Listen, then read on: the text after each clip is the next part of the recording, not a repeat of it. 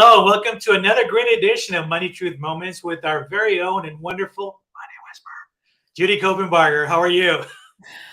Hi, Carlos. I'm doing great. Happy Tuesday to you. Right back at you. This is weather's perfect. The show is going to be awesome today, folks. If you're just joining us for the first time, welcome.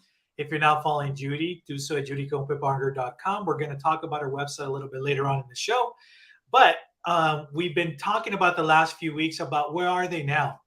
And there's some great stories that Judy has been able to share. So make sure you tune in and go back to some of the previous shows so you guys can catch up a little bit what we've been discussing. Today, we're going to do another follow up on where are they now. But before we get started on where are they now, I have a question for you, Judy, because it's come up a few times. And this is also, it's kind of funny, but we know where you are now, right? But I think what a lot of our audience wants to know also is like, tell us how you got started. Tell us that moment where you said, this is what I want to do for the rest of my life. With obviously the helping of folks, but where was that moment? Was it as a kid growing up? What triggered that spark in you to really do what you do? Well, that's a really great question. It's kind of a thinkum. And, I don't think there was one moment where I said, oh, I want to be an architect. I want to be an astronaut. I want to be a mommy. And I'm one of those three. I don't think I had one moment, but I could think of, two or three moments in time where I was kind of launched into the work that I've been doing all these years. And I think one was just it wasn't really a moment, but it was a season as I was a kid. My dad always, during my lifetime, has always had his own business. He was military before that, but he's always had his own business, very entrepreneurial. He never met a stranger. He was always great at everything that he did. And I think I just saw that, he was helping people and the businesses that he had. He just kind of was like well-rounded that way. Like he just handled the administrative part, the development and sales part, making sure that the products were there in the businesses that he had. He just kind of handled business. So I think I was kind of always entrepreneurial, and maybe that modeling, helped shape that. But I think getting into the financial arena probably happened right after high school. One of my first little jobs was running a insurance agency. And I was in a little tiny town, in a little tiny office. And it was just me at age, 18 running this office. The guy that owned it had offices in several little towns. This is way up in the mountains in Colorado. And so every day he would be part of the day in one of the offices, and he would drive hours in between them. And so my office, he would come on Friday mornings. And so I had the whole shop to myself all week long. It was just me, and we didn't have computers then. It was me and the paperwork. I'm running this office, and I loved it. And so when we got married and a few years later moved to California, I went ahead and started getting my licenses. It's like, I like helping people. I like doing the paperwork. I like having customers, clients. And so when I went to start getting my licenses, I learned obviously more about how the insurances work and how the investments work. I learned about annuities. And in that process, I remember sitting in the classroom learning all this.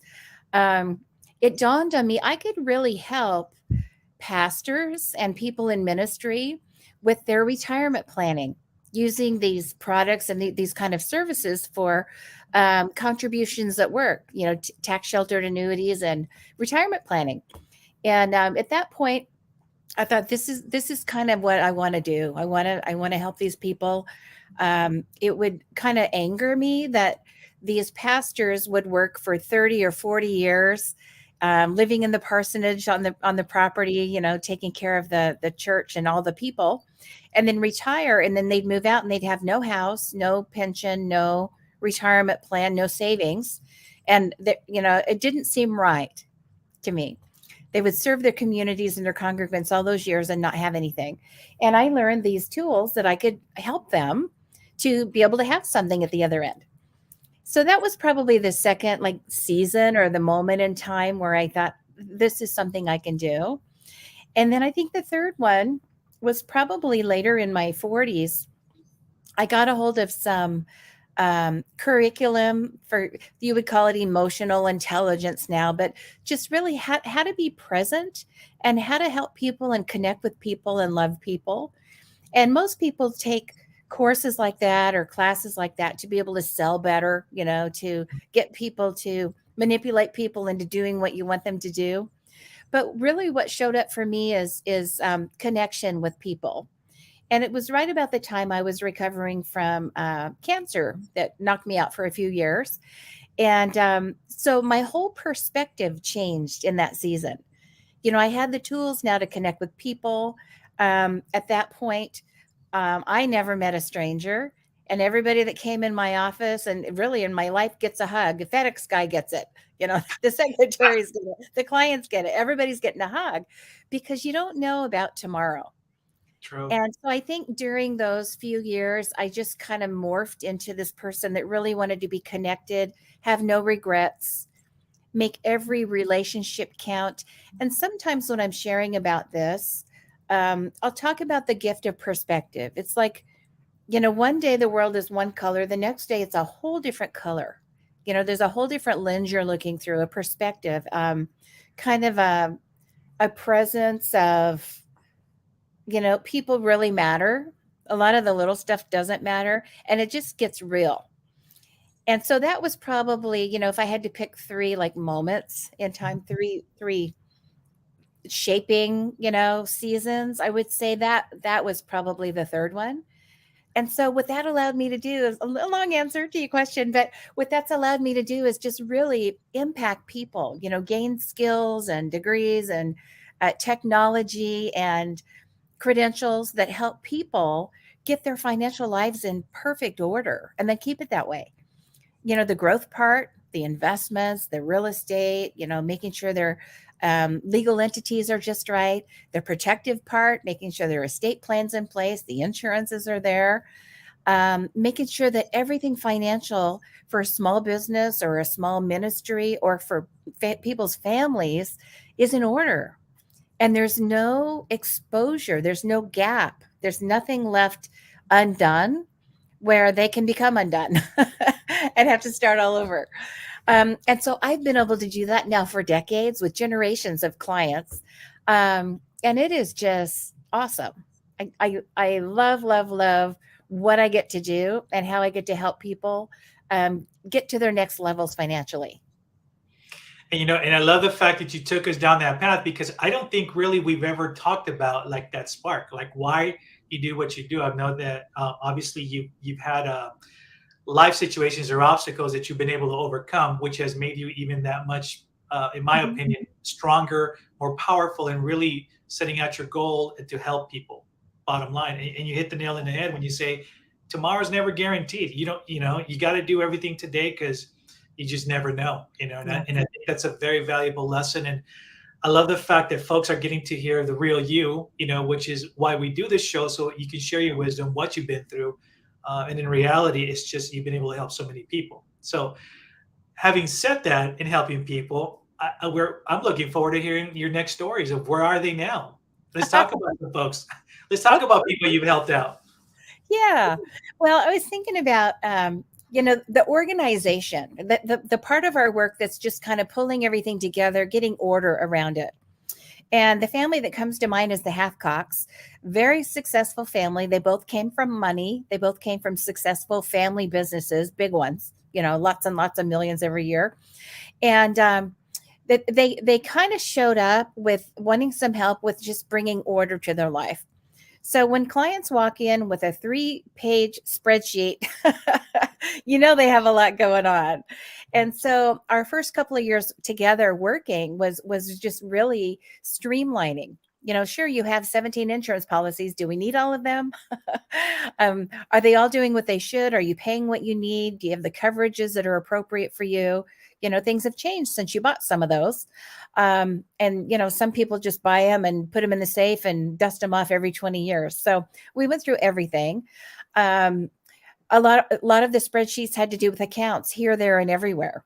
And they both had, at that point, several businesses on their own and partial interests here and partnerships over there and all kinds of things going on. And what's interesting is she is in trucking and he family business, and he is in farming, which I thought made a perfect marriage, right? You grow the stuff and then you ship it all over.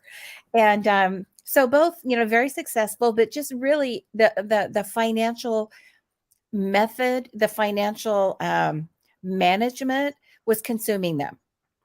And they constantly just had piles of papers and files and things on their dining room table. And every night they'd come home, every weekend they're sorting through it. And they just really needed some organization and order, and then streamlining.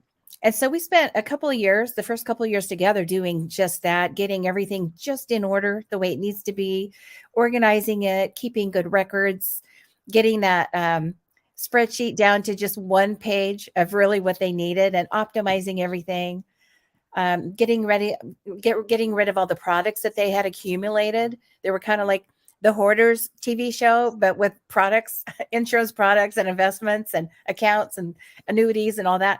So we kept the good stuff, replaced, the bad stuff, got rid of some things they didn't need, some costs they didn't need, some tax planning was really important for them because they've had a very high cash flow for a long time. And now they keep almost all of it. They don't have to turn it over to Sam at the, every spring. And so that's really what they've been about. So right now they're probably passing through maybe 12 million, 13 million, something like that in assets. But then they have all this real estate too, and millions in real estate. And so their life is just better because now they're not managing all that. They've learned to really let go and delegate that to the professionals. And so our team has taken over all of the estate planning and tax planning and all of the minutia and administration of a good financial life. And now they go and travel and enjoy their grandkids and do what they want to do. So that's the Harrises. They're awesome.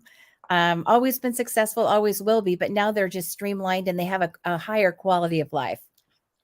That's awesome. And folks, if you're just joining us, thank you for joining our show. Make sure you share our stream. And if you're not following Judy, do so at judycopenbarger.com, all over social media. You know what? Let's take a moment right now. Let's talk about your website. Tell folks what they can expect once they visit your website. Oh, it's awesome. Thanks for asking. Yeah. judycopenbarger.com. Very original name. That'll get you access to the Money, Truth, and Life online mastery program. There's a little green button in there you can push to go right into the courses. And the courses cover all 5 pillars of finance: the insurances, the investments, the cash flows and reserves, the legal, all of the growth and protective aspects of finances, everything about all the investments that you've always wondered, should I have a stock or a bond or one of each? How much should I have in all that? ETFs and mutual funds and 401ks and Roth IRAs and traditional IRAs, and what are they and what should I be in? And if I have it, am I in the right stuff? For me at my house, you can get the answers to all those questions right there on the Money, Truth, and Life online mastery program.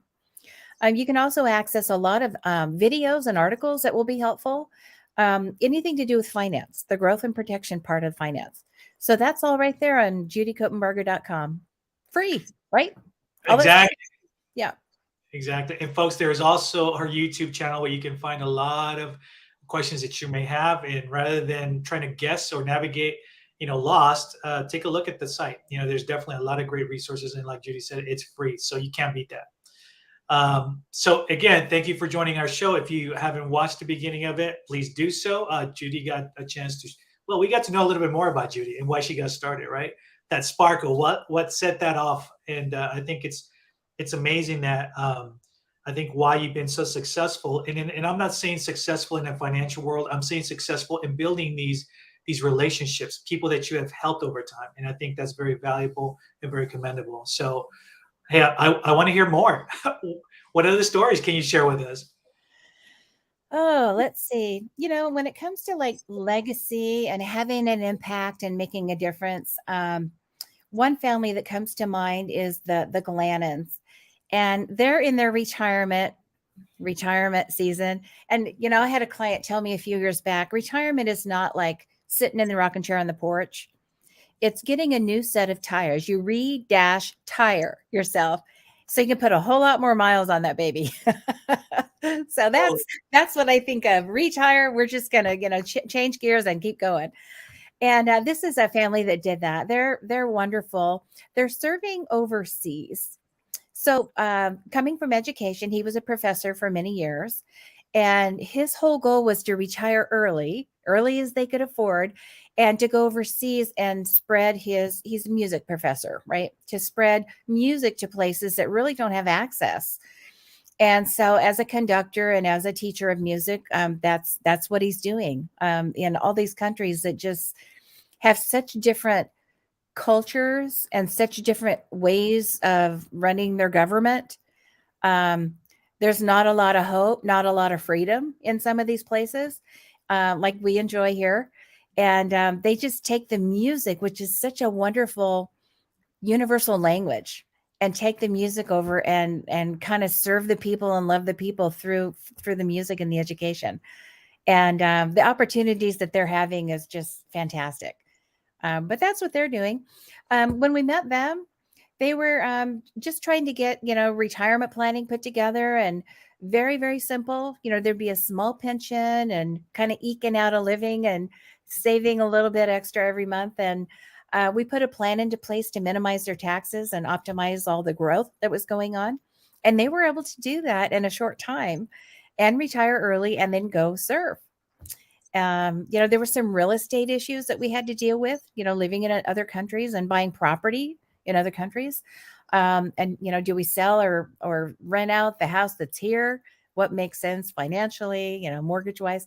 And so just working through all of those details to just, in their words, steward well what they had, take really good care of what they had, the opportunities and the resources that were available for them, so they could go and, really do what they needed to do, which was give their time. And so that's something that they've been doing for them. The focus was about their cause, their impact, their desire to, make a difference in the world, wherever they are, as opposed to, just keeping order. It was about, like the Glannons, it was, or I'm sorry, like the Harrises, it was more outward focus. So it wasn't really about their family and making sure their family was good and the business stayed in the family. It was about going outward to other people outside their family.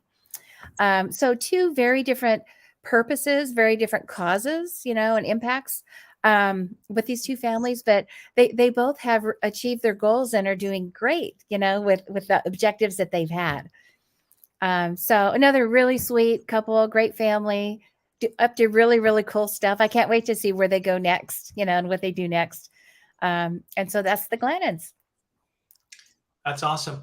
So we've talked about families, we've talked about couples. I think one of the other things that I would love for our audience to hear is those that are starting families, that have kids, babies, and all of that. What are some things that they can actually start practicing or putting into place so when they get to that retirement age, when they get to that final stretch, before retiring, what can help these families or have their kids secure for Mhm. the future?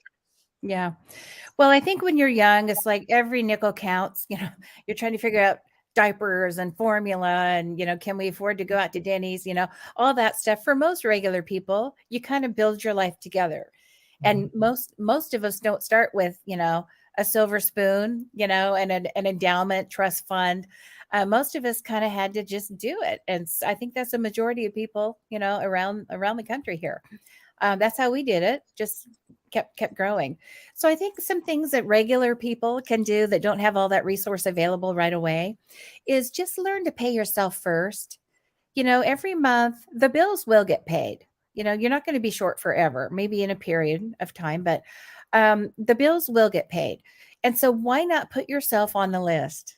Put your future on the list. So when you're paying your housing and your cell phone bill and your cable bill and your food and all that, put yourself on the list for your future goals and future retirement, if you can think out that far. And just, try to get between 5 and 10% of everything you make into a fund that you don't touch, a DNT account, do not touch, and put it out there for later. That's one thing that you can do, whether you're 15 or 55, right? Just pay yourself every time you pay the bills, put something away, and like real savings, not savings until I need to rate it, right? Real savings, pretend like you spent it, but it's for you for later. Another thing for a young family or a couple, starting a family, think about life insurance earlier than you might think. It's like it's not even on the radar. Why would I need insurance if I die? I'm only Mhm. 22 or 37, right? But insurance is so much more affordable when you are younger. And so you can get policies that you pay very low premium on, because the older we are, the shorter or the smaller the pool is of people, which means the premiums get higher as we age, right? Because there's more mortality rate, more people will die in those higher ages. So buying insurance for health and life earlier than you think you need to is something to think about for a young family. And I think another thing is taking advantage of all the benefits you might have at work. So it might be there might be insurances through work, but really I'm thinking of the employer programs for retirement planning, for savings plans, because there are often some things you can do at work that you can't do on your own for Right. retirement planning. So tax deferred accounts like 401ks, 403bs, 457s, even if you don't have a deferred comp package or a pension package, there might be a way that you can save through your payroll deductions and have Uncle Sam help put that money away for you. So look into whatever your employer offers, talk to payroll or talk to the HR department to see what they have, and look at that menu of things and see if there's some opportunities there for you. I appreciate that. A lot of our audience, I'm sure, have been asking this because I've heard these questions before, though, too. We want to make sure that our kids are taken care of, and I'm glad you're guiding them, folks. We're going to discuss this a little bit later on in future shows, just to kind of get your mindset, where it needs to be to make sure that you plan ahead as well, too. So at this time, I think it comes down to one great option now.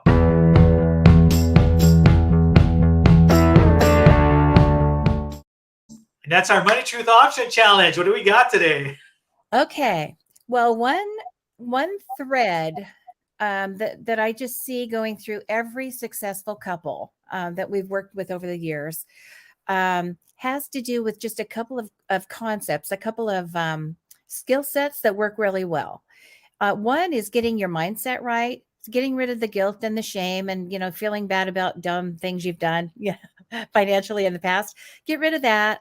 None of this blame. You don't make enough. You spent too much. All of that. And get rid of all that, and just go to a mindset of a blank slate, where it's just like we have today, present. We talked about being present a little bit.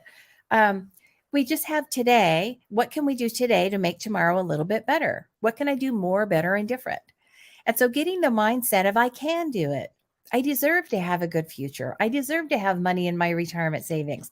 I deserve to achieve some goals that, I wasn't sure I could do. So getting the mindset right, that's the first thing. The second thing is to gain understanding around some of these financial concepts. And you can do it through our website. You can do it through the online program. You could get the Money, Truth, and Life book. Just go on Amazon. It's quick and easy. But have an understanding of the basics and hire out what you don't want to learn or what you don't have time to learn or to have no desire to learn. So get professionals around you that can really help you. Find a mentor. Maybe there's a family member or someone in your neighborhood or in your community that really is good with money, and find out what they're doing. Ask them for help or hire somebody to get the help. So learn something and hire somebody maybe, or get a mentor. And the third thing is think about the things that you can do to increase your diligence. Is there some commitment you can make? Is there some consistency that you could do with your retirement planning, with your savings, with your spending plan, your budgeting, with looking into these things, making sure your will is right, your trust is updated, the entities you need for business are the way they should be, are your beneficiary designations up to date? If you got divorced 10 years ago and your ex is still on your life insurance policy or your 401k, that might not be your first pick, right? Oh yeah, I didn't think about that. So, check out these things. Add to that diligence of just kind of being on top of it, even if doing money isn't your thing, you don't like it, it sucks the life out of you. Do it anyway. Just take a couple little simple steps that can help you get to the next level financially, getting your house in perfect order. So there you go. Mindset, understanding, diligence. Write down a couple of things that can create the beginning of an action plan and then attack it. Do something by Sunday night at 5. Do at least one thing by then. And that'll help move you toward this perfect financial future that you're looking for. And that's your challenge, folks. So make sure you share with us also how you're doing. If you're struggling, you have questions, please, send us a message and we can address it here on the show as well. But I love the fact that you're doing this challenge with mindset, because it all begins with mindset, right? If you don't have the right frame of mind, you're done before you even start. Yeah. So I love that you always touch on that as well too. And folks, if you're just joining us, we're at the tail end of our show, but make sure you watch the beginning of it and follow Judy at judycopenbarger.com. She has shared a lot of great information today, but more importantly, we got to know Judy, on a more personal level. So I appreciate you sharing that, and sharing with us why you do what you do. So any last parting words, Judy? Yeah, I would say this week, if you're going to add to the challenge, why don't you go to the Judy Copenbarger YouTube videos and poke through a couple of those videos? There's some great information there that can help you recession-proof your future. So Judy Copenbarger on YouTube, they're all free, right? So find a couple of those, add them to your gaining understanding, and that'll be a really challenge for you as well. It's going to help you a lot, especially in this current economy. Excellent. So you've heard the challenge, the additional bonus challenge. So we make sure that we see you guys here every Tuesday at 8 a.m. Watch the replays on Thursday evenings at 8 p.m. And we look forward to connecting with you guys. Judy, have an amazing week. Always great talking to you, and thank you. Oh, my pleasure, Carlos. Have a great week as well. All right. Take care.